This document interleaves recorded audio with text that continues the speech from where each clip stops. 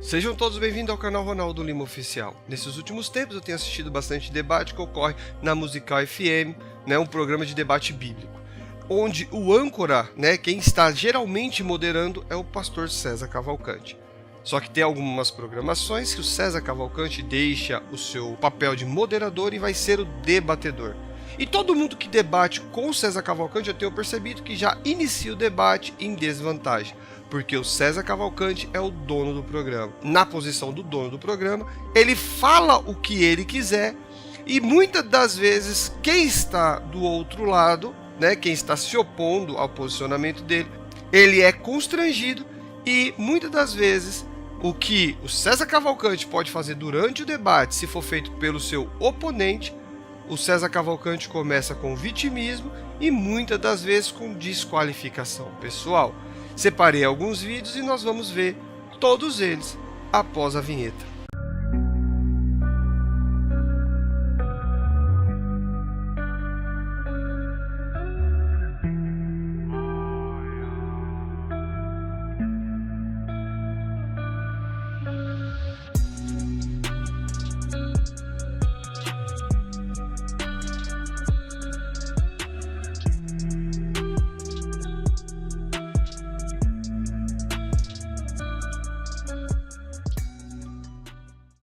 Este aqui é o primeiro vídeo, aqui a Bíblia apresenta Jesus como Deus. O César Cavalcante estava debatendo com o Marcelo Atafona no dia 10/10/23. Eu coloquei aqui o vídeo nas partes que não há necessidade, assim, que faz parte do argumento, coloquei o argumento todo, mas nas partes que é só o argumento mesmo, tá na velocidade 1,5, e no trecho aonde eu quero que você preste atenção, está na velocidade normal, tá certo? Então vamos ao primeiro vídeo. Jeová não é mais o último, porque ele diz assim, eu sou Jeová e fora de mim não há Deus, nenhum outro Deus se formou. Então, se o senhor está dizendo que Jesus é Deus, é Jeová, e agora o senhor está dizendo que Jesus se tornou um Deus depois de Jeová, quem está certo aí? O senhor ou Jeová Deus que está dizendo que fora de mim não há outro Deus, além de mim, outro Deus não se formou? É muito claro, e aí, Marcelo, a gente, às vezes, diante de um texto claro, ou você abraça o texto bíblico, o que o texto está dizendo, que fora de Jeová não há outro Deus, por isso ele é o último. Por isso ele é o último. Ele é o primeiro e o último. Além de mim não há Deus. Ele é o último. Não teve Deus do bem além dele. Eu concordo que Deus, o termo Elohim, não sei o que lá, mas eu nem estou entrando nesse mérito, porque não é o mérito do nosso assunto aqui. Falar de Azerá, falar de... não é a questão. Eu estou falando do único Deus verdadeiro. Isaías 44:6 diz assim, assim diz o Senhor Deus de Israel, seu Goelo. Goelo é Redentor. Rei de Israel é um título usado para Jesus Cristo no Novo Testamento. Redentor é um título usado para Jesus Cristo no Novo Testamento. Kyrios, que é verte como Senhor, é um título é um nome usado para Jesus Cristo no Novo Testamento. Tudo isso aqui está mostrando Cristo. Eu sou o primeiro e eu sou o último. Eu li o texto lá em Apocalipse capítulo 2, onde Jesus Cristo usa esse mesmo texto. Eu sei que às vezes você tem, com as escamas nos olhos, você não vai enxergar. Só que aqui, você tem que tomar uma decisão agora, diante de um texto como esse. Ou você defende doutrinas de homens, ou você se humilha diante do texto bíblico. Porque o texto bíblico está dizendo assim, eu sou o primeiro e o último. Além de mim, Deus nenhum se formou. Se Jesus Cristo é Deus verdadeiro, conforme você diz. Não o Deus verdadeiro, mas é Deus verdadeiro. Ele é Deus com Jeová, não sei o que lá. Eu perguntei, e ele passa a existir quando? Não, quando Jeová designou, não sei o que lá. Então, esse texto cai por terra. Então você tem que, ou você anula esse texto e defende doutrinas de homens, ou você abraça esse texto com humildade e diz assim, é verdade. Se Jesus é Deus e não há outro Deus formado depois de Jeová, logo ele é Jeová. Você se humilha ou você continua defendendo doutrinas de homens? Então, as escamas dos olhos, eu poderia dizer que cai para o senhor também. Porque o senhor acha que eu tenho escamas nos olhos? Claro, com muita humildade. É só mostrar o texto que se as escamas caírem, eu assumo. Vou dizer novamente. Jeová disse que era o primeiro e o último com relação aos deuses das nações. E ele está dizendo que fora dele não há Deus. Eu disse que Jesus é Deus, mas não é parte de Jeová. Ele precisa de Jeová. Ele disse, me foi dado toda a autoridade no céu e na terra. Ele disse, me foi dado autoridade para dar vida eterna. E o apóstolo Paulo, no capítulo 1 de Efésios, apóstolo Paulo, capítulo 1 de Efésios, veja se isso aqui vai configurar que Jesus é Deus igual ao Pai dele. Capítulo 1, versículo 15, até o finalzinho, diz assim, por isso também eu, tendo ouvido falar da fé que há em vós no Senhor Jesus, e o vosso amor para com todos os santos, não cesso de dar graças por vós, lembrando-vos de vós nas minhas orações. Para que o Deus de nosso Senhor Jesus Cristo, o Pai da glória, então Paulo está dizendo, o nosso Senhor Jesus Cristo tem um Deus. Ele tem um Deus. Isso já mostra, eu tenho um Deus.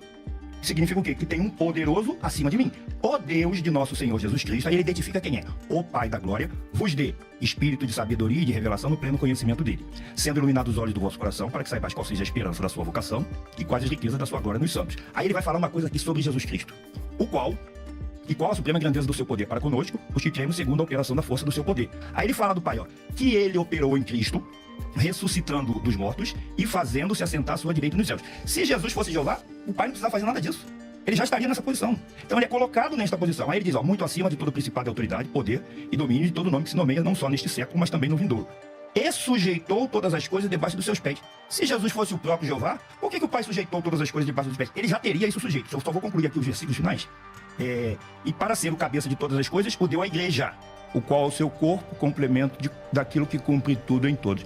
Então o apóstolo Paulo, o senhor vai se render ao que o apóstolo Paulo disse, Claro. que Jesus tem um Deus, e Jesus foi colocado por esse Deus. É por isso que eu disse que ele é Deus com o Pai. Fora de Jeová, não há Deus. Jesus é Deus com o Pai, não fora do Pai. Nisso concordamos. A pergunta volta. Acabou o debate. Acabou? O senhor concordou que Jesus é submisso ao Pai. Acabou? Então acabou. Não, vamos concluir. Estou falando que acabou o debate porque o senhor admitiu. Então vamos lá. Eu não vou agir com cinismo contigo, Sim. assim como o senhor está fazendo.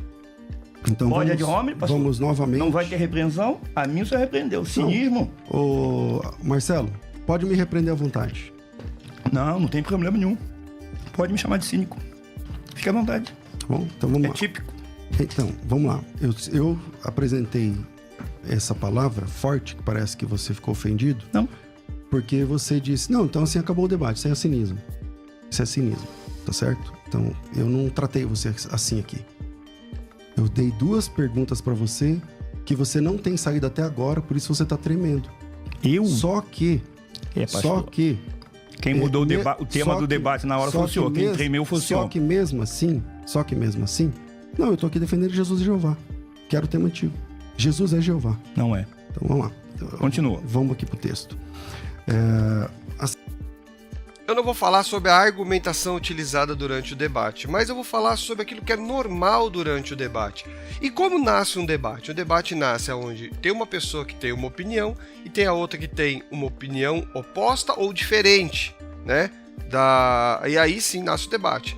A partir do momento que há concordâncias em pontos principais, aí é natural, é esperável que para aquele que está cedendo e concordando com a opinião do outro, na visão do outro, que esse debate teve o fim. E isso não é cinismo, como disse o pastor César Cavalcante. Então foi isso que o Atafona disse. Ele falou o seguinte, olha, se você está concordando comigo neste ponto, então acabou o debate, é uma conclusão. É uma conclusão mediante a fundamentação apresentada. Olha, eu concordo com isso que você está falando. Automaticamente acabou o debate. O estranho é o César Cavalcante ter isso como cinismo, ter isso como uma ofensa. É isso que está sendo posto aqui. Será que para o César Cavalcante, durante um debate, definir que o debate acabou, de fato, isso é considerado cinismo? Porque se isso for cinismo, o César Cavalcante é o pai do cinismo. Vamos ver o próximo vídeo. Esse daqui é o debate entre o Tony de Souza e o César Cavalcante. O tema é Jesus e o pai são a mesma pessoa. Ele ocorreu no dia 10/5/2023, ou seja, antes do vídeo que nós acabamos de ver do debate entre o Marcelo Atafona e o César Cavalcante, tá certo? Então esse vídeo aqui foi antes. Vamos ver o que o César Cavalcante disse aqui. O senhor afirma que existem 2 pessoas na divindade? A minha pergunta é, João capítulo 10, versículo de número 30, diz literalmente, eu e o Pai somos um. Como é que o senhor sai dessa aí? Se ele, o próprio Senhor Jesus, não foi ninguém, mas ele mesmo diz, eu e o Pai somos um. Isso não diz, não está querendo se referir que na divindade só tem uma pessoa? Tem uma pessoa aqui chamada... pai. tem uma pessoa aqui chamada, acho que Vanderlei, que de segundo em segundo ele posta esse texto, João 10:30, e de fato é um texto contundente a favor do unicismo. Mas a resposta é muito simples, baseada no próprio texto, né? Quando Jesus disse eu e o Pai somos um, ele não disse eu sou o Pai. Ele está dizendo que ele e o Pai estão em unidade. Por exemplo, o senhor é casado? Não é unidade. O senhor não é casado? Eu sinto lhe informar, a própria reação dos judeus Então, mostra mas que ele não não é disse unidade. dois, professor César. Então deixa eu posso responder então? Pode. O senhor é casado? Sim. O senhor e sua esposa são uma só carne? Uma só carne. Tá. O senhor é sua esposa? Sim. O senhor é sua esposa? Não, não sou, sou casado com a minha esposa. Tá, mas o senhor é ela? Não, não sou. Então, essa unidade é composta, E né? aí nós temos que saber distinguir Então, quando o texto está falando de composta, quando está falando de unidade absoluta. Essa unidade é composta. Quem responde melhor essa pergunta, Elias, é o próprio Senhor Jesus Cristo, a respeito dessa unidade. Quando ele diz, eu e o Pai somos um, ele diz o seguinte, por exemplo, ó, lá em João capítulo 17, versículo 21, Jesus orando ao Pai, de novo, ele diz assim, a fim de que todos sejam um. Ele está falando da igreja.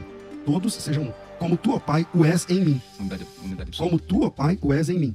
Que eles também sejam um em nós, para que o mundo creia que tu me enviaste. Todo pastor já pregou sobre unidade usando esse texto. A igreja inteira é uma única pessoa? Não pode ser. Então acabou o debate. Acabou o Não, assunto. não acabou o debate, por quê? Porque a própria... Mas Jesus Cristo está explicando. Presta atenção. Jesus falou, eu e o Pai somos um. Em Sim. João 10:30. Agora, em João 17, eu não estou falando de Paulo, de Pedro, Sim. de Jonatas Eduardo, que o senhor falou. Eu estou falando de Jesus Cristo. Jesus Cristo está dizendo assim, ó. Mas eu não que posso eles... falar? Pode, Não, mas eu estou montando um argumento para Sim, você vai lá, ouvir. vai lá. Ele está dizendo assim, ó. Que eles sejam um, como eu e o Senhor somos um. João 10:30, eu e o Pai somos um. Aqui ele está dizendo, assim como eu e o Senhor somos um, que eles sejam um, do jeito que nós somos um, que eles também sejam um, para que o mundo creia que tu me enviaste. Agora pergunta, a igreja é uma pessoa? Não. Mas, Então o Pai e o Filho também são mas pessoas Jeová distintas. e É Jesus muito é a mesma simples. pessoa. Acontece, e o próprio Cristo falou isso em João 10, que o pastor citou. Agora, o que mais chama atenção, e deve chamar a atenção dos ouvintes do O senhor ficou grupo... satisfeito com a resposta dele? Não, porque... Então qual que é a sua... Olha só a diferença entre o que aconteceu com o Tony de Souza e o que aconteceu com a Atafona. No Atafona, o César Cavalcante declara com a sua própria boca, confessa, eu concordo com o que você está falando. Aí, pelo fato do debate nasce na discordância, quando há concordância, automaticamente, para o Atafona, acabou o debate. Neste caso, você viu que o César Cavalcante não teve a concordância do Tony de Souza, mas nem por isso ele deixou de declarar que acabou o debate. Mesmo que ainda continue o debate, porque não houve a concordância.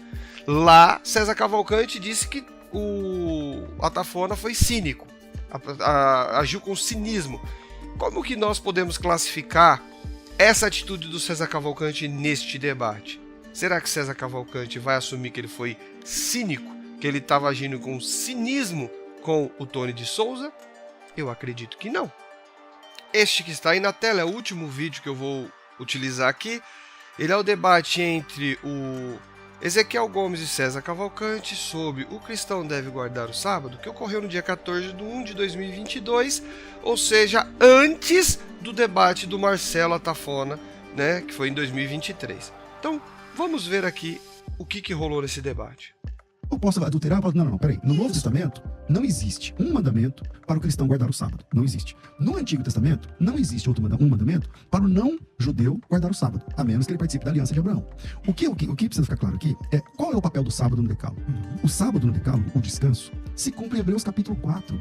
O sábado, na Bíblia, ele é uma figura, é a figura de Jesus dentro do Decálogo, é o sábado, é o Shabat, a palavra Shabat, caramba, eu sou professor de hebraico, você sabe esse texto, você teve aula de hebraico, o que significa Shabat? Descanso. Jesus Cristo é o nosso descanso, foi ele que disse lá em Mateus. Claro, vem a mim, se você está cansado e oprimido, vem a mim, e você vai encontrar o sábado, você vai encontrar o Shabat, você vai encontrar o verdadeiro descanso. O sensus plenior da guarda do sábado no Antigo Testamento é a pessoa, é a figura, a pessoa de Jesus Cristo no Novo Testamento. A gente não descansa num dia, a gente descansa numa pessoa. E essa pessoa é Cristo. Eu não discordo de você. Se você concorda, então acabou o debate. Não.